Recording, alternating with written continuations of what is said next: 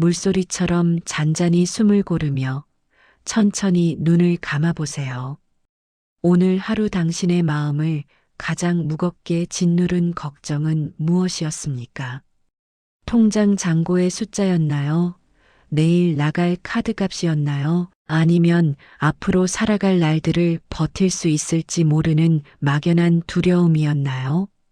조금만 더 벌 수 있다면, 조금만 더 모을 수 있다면, 지금 이 불안에서 벗어날 수 있을 것만 같습니다. 그래서 우리는 더 많이 일하고, 더 아끼고, 더 불안해합니다. 아이러니하게도 돈 걱정을 없애려는 마음이 하루 종일 머릿속에서 떠나지 않는 또 다른 걱정이 되어버립니다. 어쩌면 당신도 속으로 이렇게 말하고 있을지 모릅니다. 나는 원래 복이 없는 사람인가 봐. 다른 사람들은 쉽게 벌고 모으는데 왜 나만 이렇게 힘들까? 내가 가진 건 늘 부족하고 가진 것마저 잃을까 봐 잠이 오지 않는다. 우리는 모두 복과 풍요를 바랍니다. 하지만 묻고 싶습니다. 정말 복이란 통장 숫자와 재산 목록만을 말하는 것일까요? 오늘 밤 침대에 누워 눈을 감은 이 순간까지 당신의 머릿속이 돈 걱정으로 가득 차 있다면 그것을 과연 복이 많은 인생이라고 부를 수 있을까요? 부처님께서는 금강경에서 복과 재물, 그리고 걱정에 대한 전혀 다른 관점을 들려주십니다. 많이 가지는 것이 꼭 복이 아니며 덜 가지는 것이 곧 가난도 아니라고 하십니다. 복이란 무엇을 소유했느냐가 아니라 무엇에서 자유로워졌느냐로 드러나는 것이라고 우리의 상식과 정반대의 말씀을 전하십니다. 오늘 이야기에서는 그 가르침 가운데에서도 특히 돈과 복, 재물 걱정에 얽힌 부분을 골라 풀어보려 합니다. 왜 나는 이렇게 복이 안 쌓인다고 느끼는지, 선행도 하고 절에도 다니는데 왜 여전히 불안한지, 돈 걱정에서 벗어나려면 무엇을 더 해야 하는지, 아니면 오히려 무엇을 그만두어야 하는지, 금강경의 지혜를 빌려 차근차근 함께 살펴볼 것입니다. 이 시간만큼은 복을 달라고 빌거나 로또 당첨을 상상하며 잠드는 시간이 아닙니다. 대신 복이란 도대체 무엇인가? 나는 왜 언제나 부족하다고 느끼는가? 이 마음의 결핍은 어디서 오는가를 함께 들여다보는 시간입니다. 오늘 밤 당신이 할 일은 단 한 가지뿐입니다. 억지로 이해하려 애쓰지 마십시오. 어려운 불교 공부를 해야겠다고 마음먹을 필요도 없습니다. 다만 당신의 귀를 부드럽게 열고 마치 빗소리를 듣듯이 금강경에서 흘러나온 이야기들을 그대로 지나가게 두면 됩니다. 언젠가 당신 가슴 한가운데 돈 걱정이 조금은 가벼워졌구나. 나는 생각보다 가난한 사람이 아니었구나. 하는 잔잔한 느낌이 스며들기 시작할 것입니다. 이제 천천히 숨을 깊게 들이마시고 길게 내쉬어 보세요. 숨이 들어가고 나가는 이 간단한 움직임만으로도 당신은 이미 살아있고 지금 이 순간을 통째로 누리고 있습니다. 그 사실 하나만으로도 당신은 이미 엄청난 이득을 보고 있는 사람인지 모릅니다. 이제부터 우리는 복이 안 쌓이는 진짜 이유에서 출발해 복은 덧셈이 아니라 뺄셈이다라는 금강경의 마지막 비밀에 이르기까지 10개의 문을 차례대로 지나갈 것입니다. 돈이 사라지지 않아도, 환경이 당장 바뀌지 않아도 돈 걱정에 매달리지 않는 마음을 조금씩 길러가는 여정. 그 첫걸음을 지금 이 자리에서 함께 내딛어 보겠습니다. 이제 첫 번째 문을 열어보겠습니다. 주제는 하나입니다. 복이 안 쌓인다는 마음입니다. 아마 당신도 한 번쯤은 이렇게 생각해 본 적이 있을 것입니다. 나는 선행도 하고 나름 착하게 살려고 노력하는데 왜 내 인생은 이렇게 팍팍할까? 절에도 다니고 기도도 하는데 현실은 왜 그대로일까? 우리는 복을 은행 통장처럼 생각합니다. 오늘 좋은 일을 하면 내일 균형 맞추듯이 좋은 일이 돌아와야 한다고 여깁니다. 도와주면 반드시 보답을 받아야 하고 참고 견디면 언젠가 큰 상을 받아야 할 것 같다고 느낍니다. 그래서 한동안 열심히 합니다. 기부도 하고 봉사도 다니고 매일 빠짐없이 기도도 올립니다. 그러다 어느 날 변화가 없는 현실을 보며 속으로 조용히 이렇게 중얼거립니다. 괜히 했나 보다. 역시 복은 타고나는 거지. 내가 만든다고 되는 게 아니구나. 바로 이때 금강경의 가르침이 우리에게 묻습니다. 당신이 쌓고자 했던 것은 진짜 복이었습니까? 아니면 보상에 대한 기대였습니까? 여기서 부처님과 수보리 존자의 대화를 떠올려 봅니다. 어느 날 부처님께서 수보리에게 물으십니다.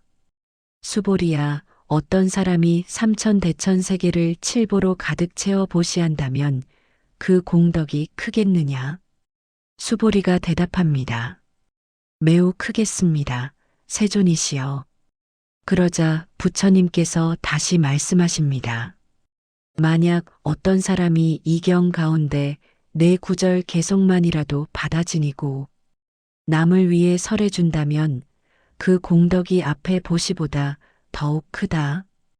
여기에는 중요한 뜻이 숨어 있습니다. 눈에 보이는 재물 보시도 크지만 집착을 놓는 지혜를 나누는 공덕은 더 깊다는 것입니다. 왜냐하면 전자는 이만큼 줬으니 이만큼 돌아와야 한다는 계산이 붙기 쉽지만 후자는 내가 한 것에 집착하지 않는 마음에서 나오기 때문입니다.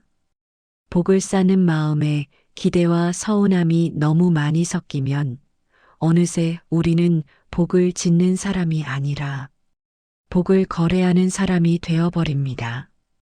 이만큼 했으니 이제 나에게도 차례가 와야지. 내가 얼마나 참았는데 왜 아무도 나를 알아주지 않지.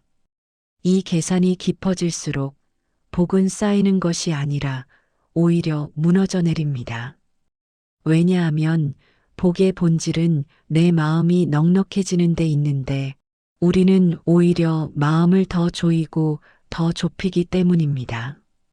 금강경에서는 이런 집착을 상이라고 부릅니다.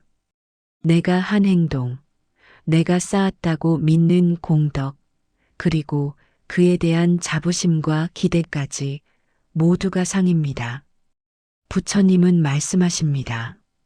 보살은 상에 머물지 않고 보시해야 한다. 이 말은 곧 이렇습니다. 좋은 일을 하되 그 장면을 마음속에 영원한 증거 사진처럼 붙들고 있지 말라는 뜻입니다. 그 사진을 오래 붙들고 있을수록 우리는 자꾸만 그때와 지금을 비교하게 됩니다.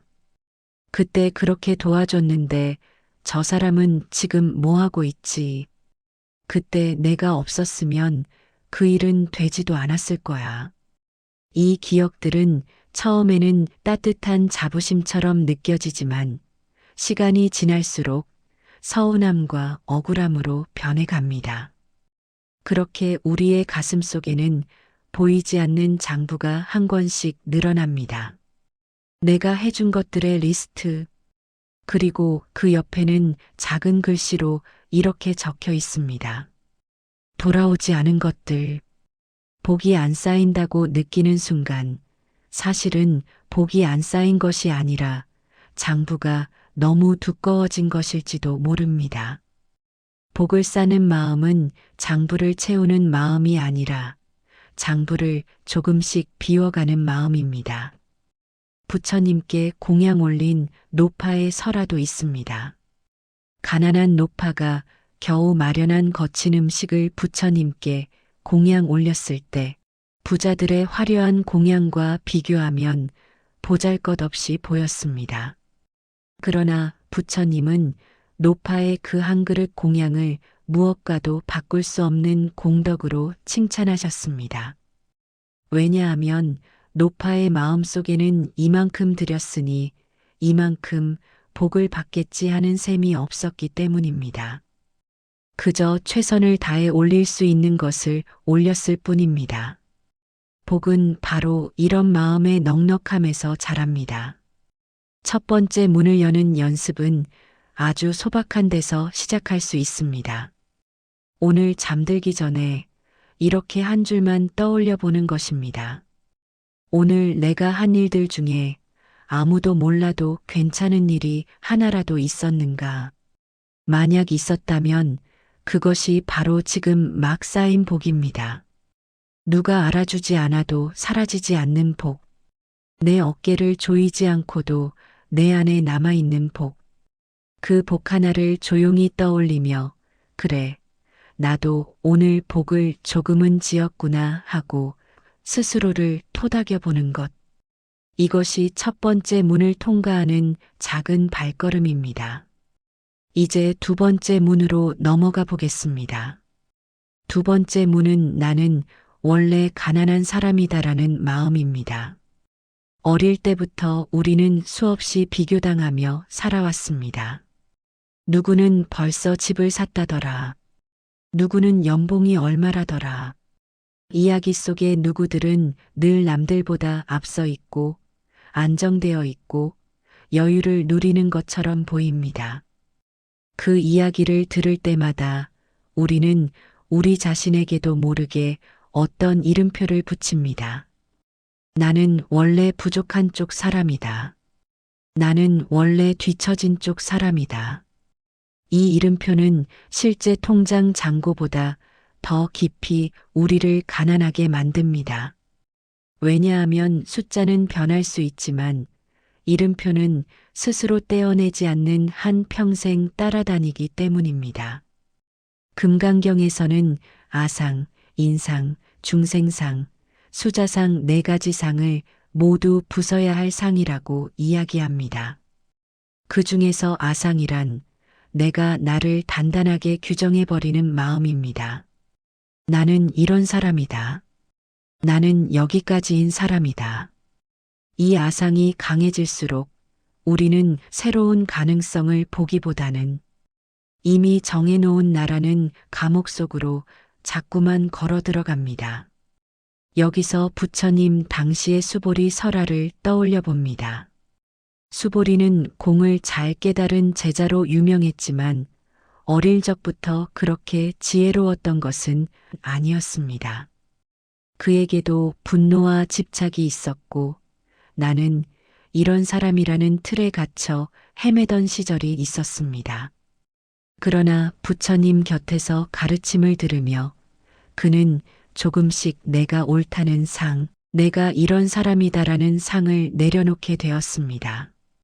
그래서 훗날 금강경을 설할 때 부처님은 수보리에게 물으십니다.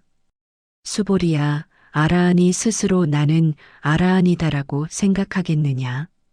수보리는 대답합니다. 세존이시여, 그렇지 않습니다. 스스로 나는 아라한이다라고 여긴다면 이미 아상에 물든 것이기 때문입니다. 이 대화는 우리에게 이렇게 묻습니다. 당신은 스스로에게 어떤 이름표를 붙이고 있습니까? 나는 원래 가난한 사람이다라는 이름표도 사실은 한 생각이 만들어낸 상일 뿐입니다. 돈과 복에 있어서도 마찬가지입니다. 나는 돈하고는 원래 인연이 없는 사람이야. 나는 아무리 해도 안 풀리는 팔자야. 이렇게 말하는 순간 우리는 눈앞에 열린 수많은 길들 중에서 스스로 걸어 들어가지 않을 길들을 결정해 버립니다. 어차피 안 될 거니까. 시도조차 하지 않는 마음. 이 마음이야말로 가장 깊은 가난입니다. 부처님께 공양 올린 수다타 장자의 이야기를 떠올려 봅니다. 그는 큰 부자였지만 자신을 부자니까 어쩔 수 없이 도와야 하는 사람이라고 여기지 않았습니다. 스스로를 남을 돕는 인연을 가진 사람이라고 여겼고 그 마음 때문에 그의 재물은 늘 살아있는 복이 되었습니다. 반대로 가진 것이 많아도 나는 더 모아야 하는 사람이라고 스스로를 규정하는 순간 우리는 끝없는 결핍에 시달립니다. 금강경의 가르침은 나는 원래 가난한 사람이다라는 이름표를 조용히 들여다보게 합니다. 정말 내가 가난한 것일까요? 아니면 가난하다는 생각이 자꾸 떠오르는 것일까요? 잘 들여다보면 그것은 사실이 아니라 반복된 생각일 뿐이라는 것을 조금씩 알게 됩니다. 두 번째 문을 여는 연습은 이렇게 문장을 조금만 바꾸는 것입니다. 나는 원래 가난한 사람이다에서 지금은 경제적으로 여유롭지 않다로. 전자는 나의 전체를 규정하는 이름표이고 후자는 지금 이 순간의 상태를 묘사하는 문장입니다. 상태는 변할 수 있지만 이름표는 쉽게 변하지 않습니다. 그래서 우리는 이름표를 상태로 바꾸는 연습을 해야 합니다. 나는 안 되는 사람이다 대신 나는 아직 익숙하지 않다. 나는 원래 복이 없다 대신 나는 아직 복을 느끼는 법을 잘 모른다. 이렇게 바꾸는 것만으로도 마음 한구석에서 아주 작은 문이 하나 열립니다. 아, 나는 앞으로도 계속 이럴 수밖에 없는 존재는 아니구나. 이 느슨해진 한 줄기 틈으로 새로운 선택과 새로운 인연이 조금씩 들어옵니다. 그것이 바로 이름표의 가난에서 빠져나오는 첫걸음입니다. 이제 세 번째 문으로 가보겠습니다. 세 번째 문은 왜 이렇게 아무 일도 안 일어나지 않은 조급한 마음입니다. 우리는 변화의 속도를 늘 잘못 가늠합니다. 며칠, 몇 주, 몇 달 노력하면 인생이 눈에 띄게 달라져야 한다고 기대합니다. 그래서 새 마음으로 시작한 공부, 새로운 일, 작은 절약, 마음 공부도 처음에는 열심히 하다가 어느 순간 이런 생각이 스칩니다. 이렇게 해봐야 뭐가 달라지겠어. 벌어지는 돈은 그대로인데 물가는 올라가고 현실은 더 팍팍해지기만 하는데 그때부터 우리의 마음은 점점 굳어갑니다. 역시 세상은 노력으로 안 바뀌어. 복이 있는 사람은 따로 있지. 나는 아닌가 봐. 금강경은 이 조급함의 뿌리를 건드립니다. 우리가 무언가를 할 때 항상 결과에 상을 붙이려는 마음을 돌아보게 합니다. 이만큼 했으니 이제 이 정도는 되어야 한다. 이 기준을 스스로 세워놓고 현실이 그 기준에 맞지 않으면 곧바로 실망으로 돌아섭니다. 여기서 부처님 당시에 널리 전해지는 씨뿌리는 농부의 비유를 떠올려 봅니다. 농부가 씨앗을 뿌리면 그날 저녁에 밭으로 나가서 묻습니다. 왜 아직 싹이 안 났지? 다음 날도 그 다음 날도 흙을 계속 헤집어 보다가 결국 씨앗을 망가뜨리고 맙니다. 부처님은 수행을 이야기하실 때 자주 이런 비유를 써서 말씀하셨습니다. 씨앗이 싹트고 자라려면 비와 햇빛과 바람과 시간이 필요하듯 공덕 또한 때가 무르익어야 드러난다. 당신이 요즘 하고 있는 작은 실천들, 작은 절약, 작은 선행, 작은 공부가 실제로는 이미 당신의 미래를 조금씩 바꾸고 있을지도 모릅니다. 다만 우리가 그 과정을 못 볼 뿐입니다. 그래서 세 번째 문을 여는 연습은 아무 일도 안 일어난다라는 말을 조금 조심해 보는 데서 시작합니다. 오늘 하루 내가 한 작은 변화들을 떠올려 봅니다.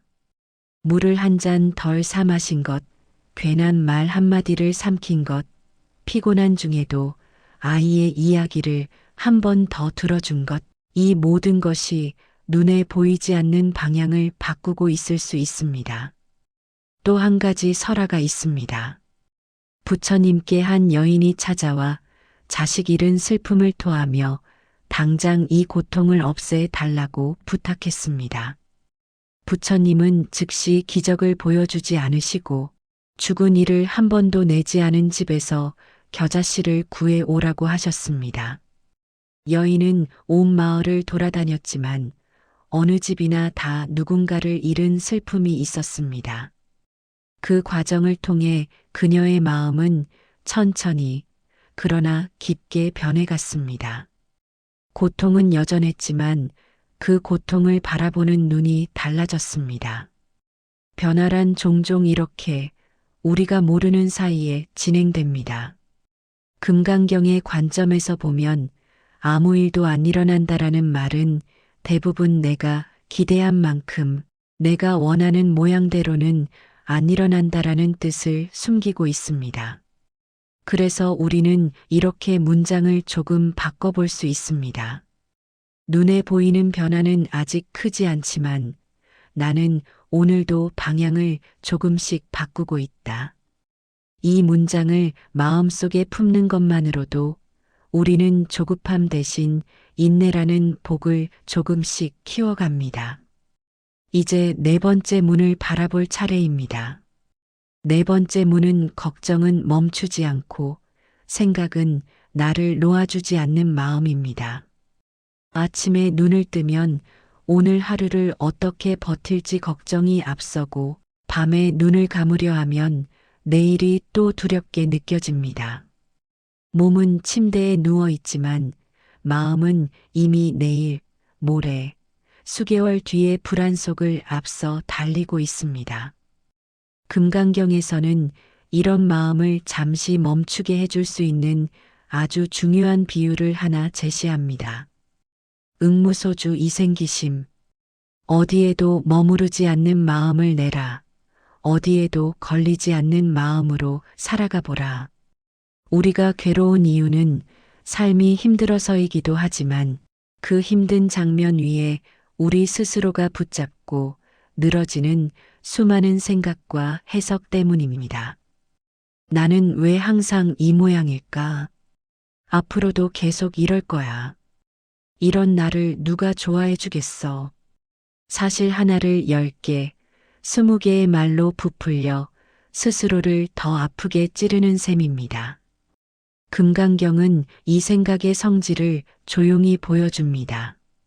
모든 법은 꿈과 같고 환상과 같고 물거품과 같고 그림자와 같고 이슬과 같고 또 번개와 같다고.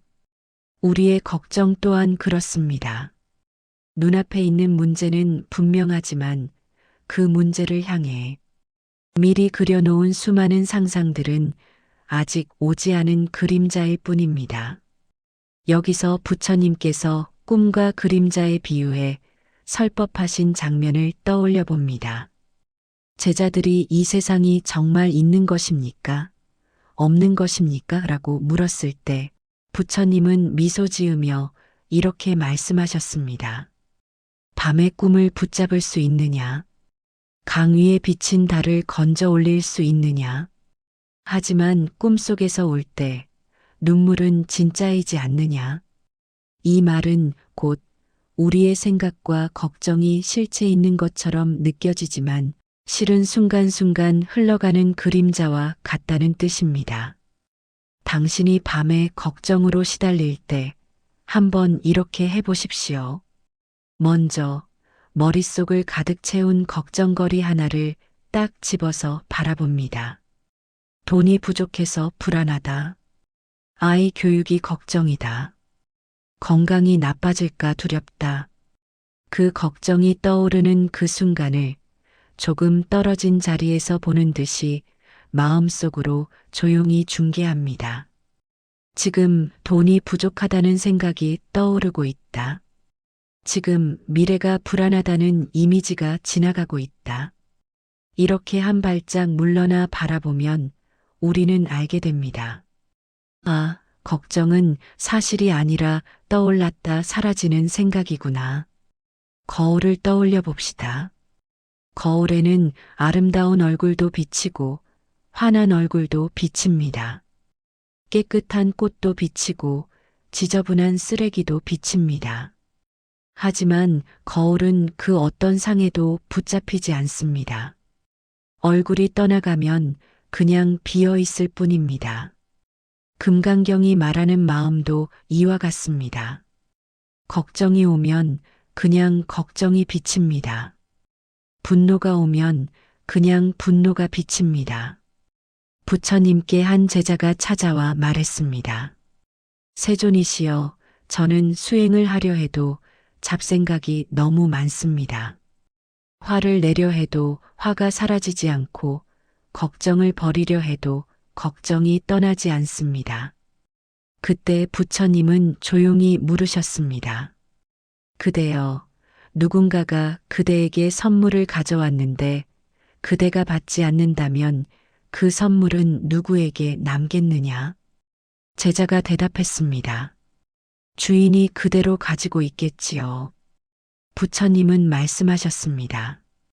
그렇다면 남이 그대에게 욕을 하고 모욕을 던질 때 그대가 받아들이지 않는다면 그 욕은 누구에게 남겠느냐? 제자는 그제야 깨달았습니다. 그 욕과 분노, 걱정과 생각은 우리가 붙잡지 않는 한 우리 것이 되지 않는다는 것을. 거울은 왜 이런 게 비치냐고 따지지 않습니다. 또 이 장면은 영원히 남겨두겠다고 붙잡지도 않습니다. 우리의 마음은 본래 이와 같은 성질을 가지고 있습니다. 단지 우리가 그 위에 덧칠을 하고 낙서를 하고 영원한 상처라는 이름표를 붙여둘 뿐입니다. 그래서 금강경은 응무소주라고 말합니다. 어디에도 머무르지 말라. 어떤 생각 위에도 오래 걸려 있지 말라. 여기서 오해하면 안 됩니다. 아무것도 생각하지 말라는 뜻이 아닙니다. 생각이 떠오르는 것은 자연스러운 일입니다. 다만 생각이 떠올랐을 때 그 생각을 나 자신이라고 착각하지 말라는 것입니다. 나는 늘 불안한 사람이다. 이 문장은 불안이라는 생각이 자주 떠오르는 경험을 나의 정체성으로 잘못 묶어버린 것입니다. 사실은 이렇게 말할 수 있습니다. 나는 때때로 불안이라는 생각을 경험하는 존재다. 이 문장으로 바꾸는 순간 불안한 나라는 단단한 상이 조금 느슨해집니다. 네 번째 문을 여는 연습은 어렵지 않습니다. 오늘 밤 잠들기 전에 마음속으로 이렇게 조용히 말해 보십시오. 지금 걱정이 올라오고 있다. 하지만 이 걱정이 나의 전부는 아니다. 생각이 오고 가는 것을 보는 또 하나의 내가 있다. 이 보고 있는 내가 바로 금강경이 일깨우는 참된 마음의 자리입니다. 이제 다섯 번째 문으로 넘어가겠습니다. 다섯 번째 문은 비교하는 마음입니다. 우리는 하루에도 수십 번씩 나와 남을 저울 위에 올려놓습니다.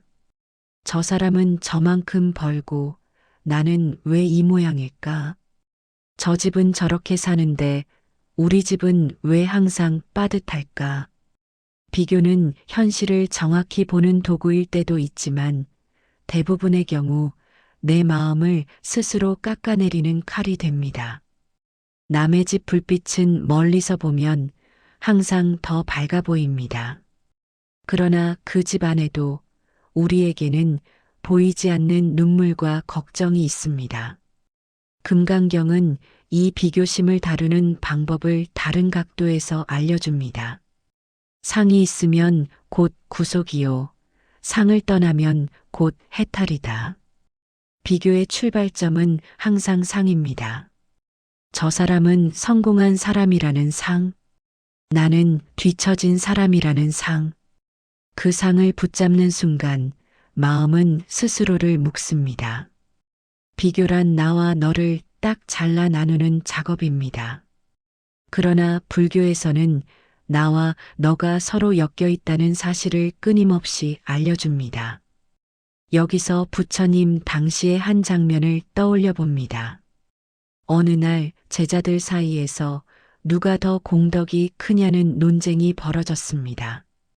어떤 이는 나는 이렇게 오래 수행했다고 말했고, 또 어떤 이는 나는 이렇게 많은 보시를 했다고 자랑했습니다. 그때 부처님은 조용히 한 아이를 불러 가까이 앉히시고 빙긋 웃으며 말씀하셨습니다. 이 아이가 길거리에서 개미 한 마리를 밟지 않으려고 발걸음을 옮긴다면 그 마음 역시 헤아릴 수 없는 공덕이다. 제자들은 그제야 깨달았습니다. 사람과 사람을 위아래로 나누고 공덕의 크기를 저울질하는 마음 자체가 이미 상에 사로잡힌 것임을. 누군가의 성공 뒤에는 수많은 인연의 도움과 보이지 않는 노력이 얽혀 있습니다. 그리고 내가 지금 이 자리에 있는 것 역시 수많은 인연들 덕분입니다. 비교는 이 인연의 그물을 보지 못하게 만듭니다. 그래서 5번째 문을 건너는 연습은 이렇게 시작할 수 있습니다. 지금 비교하는 생각이 올라오고 있구나. 지금 저 사람의 겉모습만 보고 내 인생을 평가하고 있구나.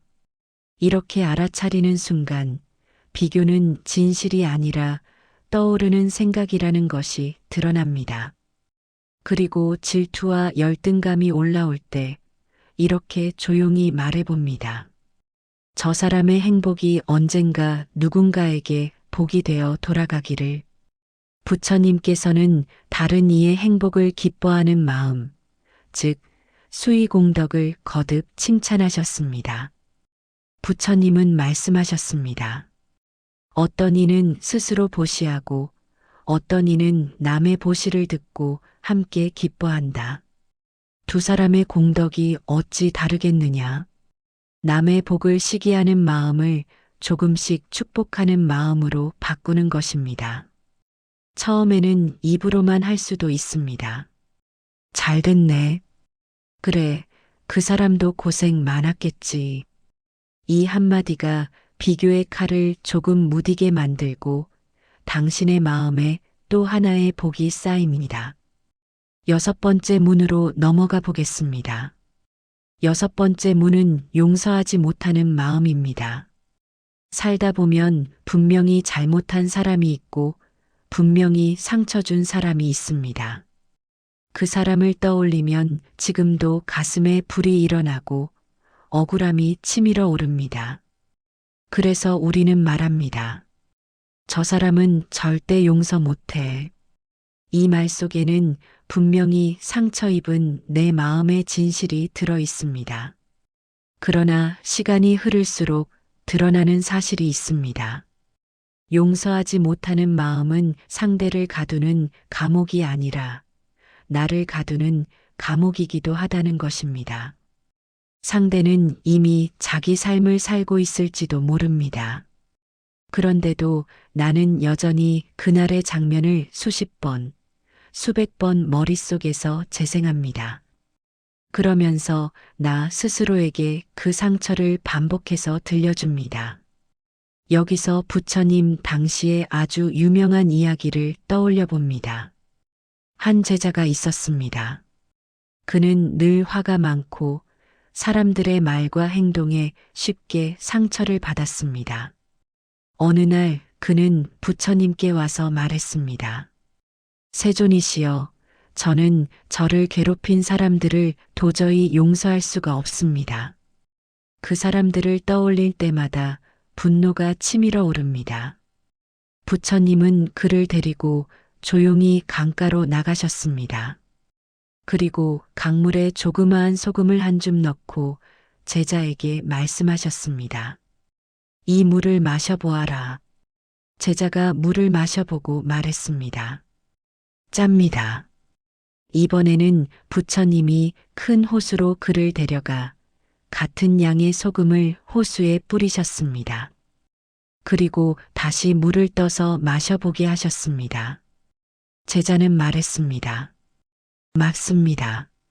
소금 맛이 나지 않습니다. 그때 부처님이 말씀하셨습니다. 소금의 양은 같으나 그릇의 크기가 다를 뿐이다. 마음이 좁으면 작은 상처 하나에도 인생 전체가 짜다. 마음의 그릇을 넓히면 같은 상처도 그 안에서 녹아 흐른다. 용서는 상처를 없애는 것이 아니라 그 상처를 담는 그릇을 넓혀가는 일입니다. 금강경은 이 상처의 기억을 지워버리라고 말하지 않습니다. 다만 그 기억에 붙어 있는 영원한 원한의 상을 조금씩 풀어가라고 말합니다. 과거심 불가득. 과거의 마음은 이미 지나갔기에 붙잡을 수 없다. 그날의 상처는 분명히 과거에 일어났습니다. 지금 이 순간 나를 괴롭게 하는 것은 그날의 사건 자체가 아니라 그날에 대한 끝없는 재생과 해석입니다. 6번째 문을 건너는 연습은 용서라는 말을 조금 다르게 이해하는 데서 시작됩니다. 내가 그 사람을 위해 용서해 주는 것이 아니라 그 상처에 더 이상 내 삶을 맡기지 않겠다는 선언. 내가 자꾸 떠올릴수록 손해보는 사람은 나라는 사실을 조금씩 인정해 가는 과정. 오늘 당장 완전히 용서하지 못해도 괜찮습니다. 다만 오늘은 그 사람을 떠올렸을 때 예전보다 1초라도 덜 머무는 연습을 해보는 것입니다. 그래, 그때는 정말 고통스러웠지. 하지만 내 남은 인생 전체를 그 기억에게 내주고 싶지는 않아. 이렇게 나 자신에게 말해주는 것입니다. 부처님께는 이런 말씀도 전해집니다. 불타는 장작을 끌어안고 있는 자가 누구를 해치겠느냐? 자기 손을 태울 뿐이다. 미움과 원망을 오래 쥐고 있으면 결국 먼저 다치는 쪽은 나 자신입니다. 이것은 상대를 위한 용서가 아니라 나를 위한 자유입니다. 이제 7번째 문으로 넘어가 보겠습니다. 7번째 문은 나만 힘들다는 마음입니다. 어려운 시기에 이 마음은 너무도 자연스럽게 올라옵니다. 왜 나만 이 고생을 하지? 왜 하필 나에게 이런 일이 생기지? 그러나 세상을 조금만 넓게 둘러보면 알게 됩니다. 사람마다 겉으로 드러나지 않은 각자의 짐을 지고 살아간다는 것을. 금강경에서는 우리에게 시야를 조금 넓히는 법을 가르쳐 줍니다. 중생을 다 제도하되 제도한 중생이 없느니라. 이 말은 곧 모든 존재가 각자의 고통을 안고 있지만 그 고통을 나만의 특별한 불행으로 고집하지 말라는 뜻이기도 합니다. 여기서 허기진 호랑이와 사슴에 대한 비유를 떠올려 봅니다. 어느 날 한 제자가 부처님께 여쭈었습니다. 세존이시여, 왜 어떤 이는 큰 부자로 태어나고 어떤 이는 가난하게 태어납니까? 부처님은 조용히 대답하셨습니다. 과거에는 모두가 배고픈 이들이었다. 그러나 어떤 이는 자기 먹을 것만 챙기고 어떤 이는 굶주린 이를 함께 보살폈다. 그래서 지금 서로 다른 삶을 살고 있을 뿐이다. 이 이야기는 남을 부러워하라는 뜻이 아니라 지금 눈앞에서 고통받는 이들이 바로 과거의 나일 수도 있다는 것을 일깨웁니다. 나만 힘들다고 느껴질 때 부처님은 이렇게 말씀하시는 듯합니다. 그대의 고통은 특별해서가 아니라 인간이기에 겪는 고통이다. 나만 힘들다라는 생각은 나를 고립시키고 세상과의 연결을 끊어버립니다. 그러나 나만 힘든 게 아니구나라고 느끼는 순간 비슷한 고통을 지닌 사람들과 보이지 않는 다리가 놓입니다. 7번째 문을 여는 연습은 아주 간단하게 시작할 수 있습니다. 힘든 날일수록 지하철이나 버스에서 조용히 사람들의 얼굴을 바라봐 보는 것입니다. 저마다 표정 뒤에 어떤 사연을 품고 있을지 잠시 상상해 보는 것입니다. 저 사람도 오늘 힘든 전화를 받았을지 모른다. 저 사람도 지금 돈 걱정, 병 걱정, 가족 걱정으로 마음이 무거울지 모른다. 그 순간 내 고통이 사라지지는 않지만 고통 속에 있는 건 나뿐이 아니다라는 조용한 깨달음이 생깁니다. 부처님께서는 고통을 혼자 품고 있던 이들에게 늘 이렇게 말씀하셨습니다. 그대의 눈물을 세상과 나누어라. 그대 혼자만의 눈물이 아니다. 그 깨달음은 외로움의 벽을 조금씩 허물어 줍니다. 이제 8번째 문으로 가보겠습니다. 8번째 문은 스스로를 미워하는 마음입니다. 우리는 실패하고 실수할 때마다 가장 먼저 향하는 칼끝을 자기 자신에게 겨눕니다. 나는 안 되는 인간이야. 나는 왜 이렇게 못났지? 이 말들을 자주 들으며 자란 아이는 언젠가부터 자기 안에서도 똑같은 목소리를 키워냅니다. 금강경은 자기라는 상도 부숴야 할 상이라고 말합니다. 아상, 인상, 중생상, 수자상 모두 상이다. 여기서 말하는 아상이란 이것이 나다라고 단단하게 규정해버린 모습입니다. 우리가 스스로를 미워할 때 사실 우리는 나 자신을 정확히 보는 것이 아니라 실수한 나, 약한 나, 가난한 나, 상처 입은 나라는 상을 나의 전부라고 착각하는 것입니다. 여기서 부처님과 앙골리말라의 설화를 떠올려 봅니다. 앙골리말라는 1000명을 죽이고 손가락으로 목걸이를 만들었던 무서운 살인자였습니다. 그는 자신의 죄를 알고도 멈추지 못했고 어느 순간 스스로를 나는 원래 악한 인간이다라고 여겼습니다. 어느 날 그는 부처님을 죽이기 위해 쫓아갔지만 아무리 달려도 부처님께 가까이 다가갈 수 없었습니다. 그가 소리쳤습니다. 승려여 멈추시오. 그러자 부처님이 말씀하셨습니다. 멈춰야 할 이는 그대이다. 나는 이미 멈추었노라. 그 말에 앙골리말라는 놀라 부처님을 뵙고 처음으로 자신의 삶을 똑바로 바라보게 되었습니다. 나는 원래 살인자다라는 이름표 대신 나는 지금까지 살인을 해왔지만 이제 멈출 수 있는 존재다라는 새로운 가능성을 마주한 것입니다. 앙골리말라는 출가하여 마침내 수행자로 살게 되었고 과거의 죄를 완전히 지웠다고 하지는 않았지만 그 죄를 짊어진 채 새로운 길을 걸었습니다. 부처님은 그에게도 이렇게 말씀하셨습니다. 과거는 물 위에 쓴 글자와 같고 지금의 마음은 돌 위에 새기는 도장과 같다. 우리가 스스로를 미워할 때 끊임없이 과거의 실수만 돌 위에 새기고 있는 셈입니다. 8번째 문을 여는 첫걸음은 이렇게 말해보는 것입니다. 나는 지금 나를 미워하는 생각을 경험하고 있다.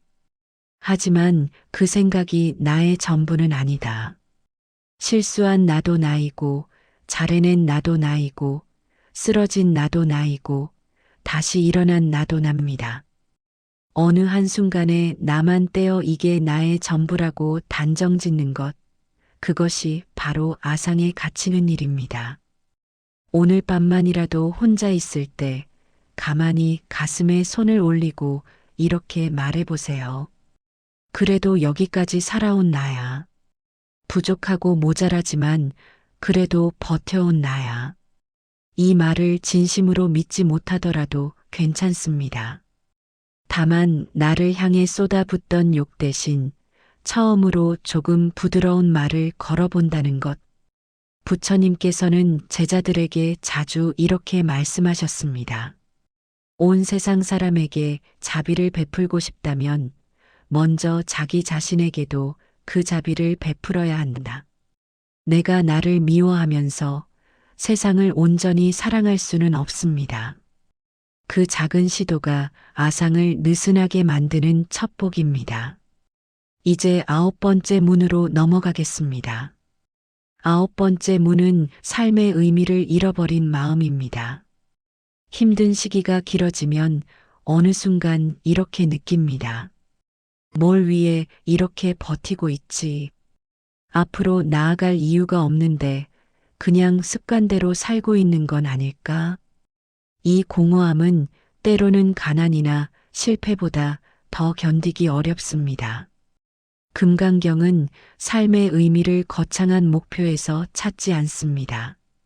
보살은 상에 머물지 않고 중생에게 이익을 줄 뿐이니라. 의미란 먼 미래의 성취에서 갑자기 나타나는 것이 아니라 지금 이 순간 누군가에게 조금이라도 이익이 되는 마음과 행동 속에서 조용히 피어납니다. 여기서 한 노파의 설화를 떠올려 봅니다. 어느 마을에 글도 모르고 가진 것도 없는 노파가 있었습니다.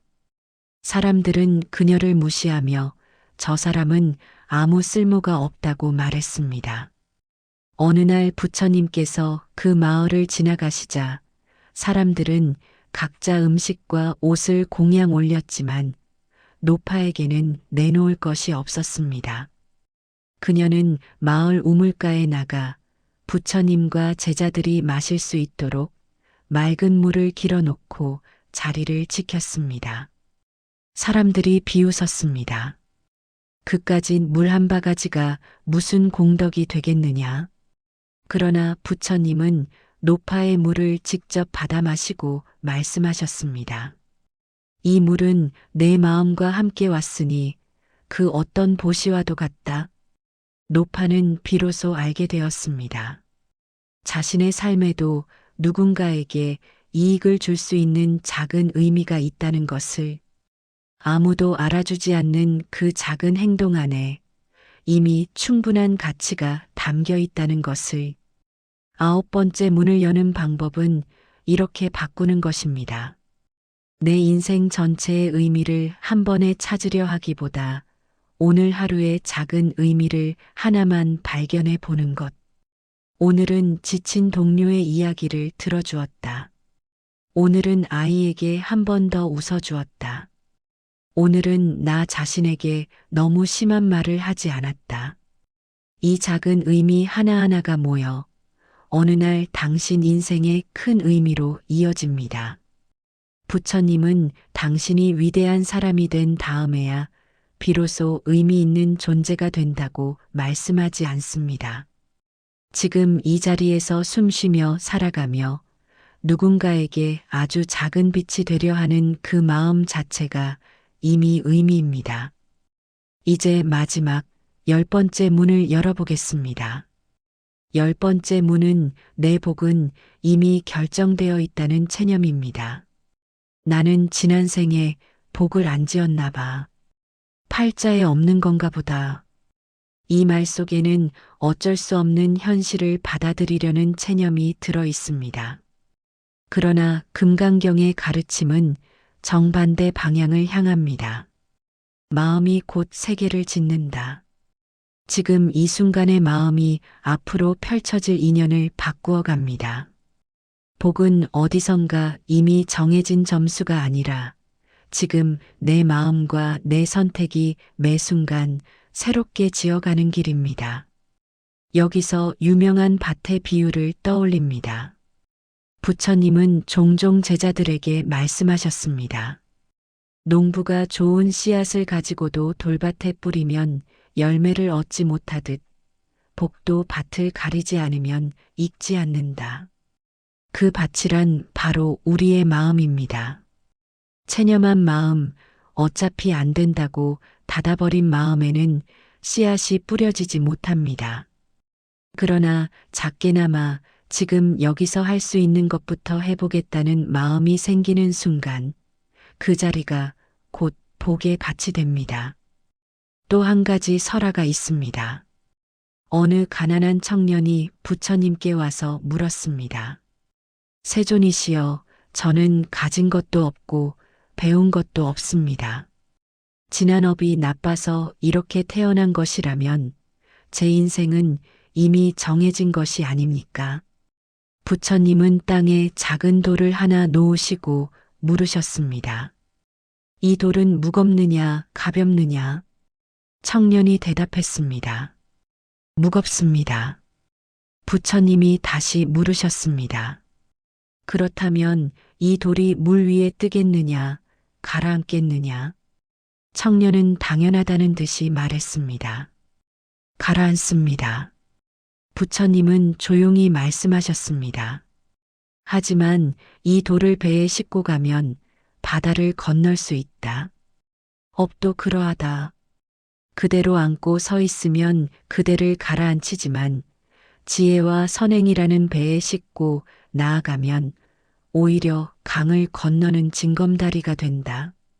청년은 그 말을 듣고 자신의 삶이 이미 끝난 것이 아니라 지금 여기서부터 다시 지어갈 수 있다는 것을 깨달았습니다. 그래서 10번째 문을 여는 선언은 아주 단순합니다.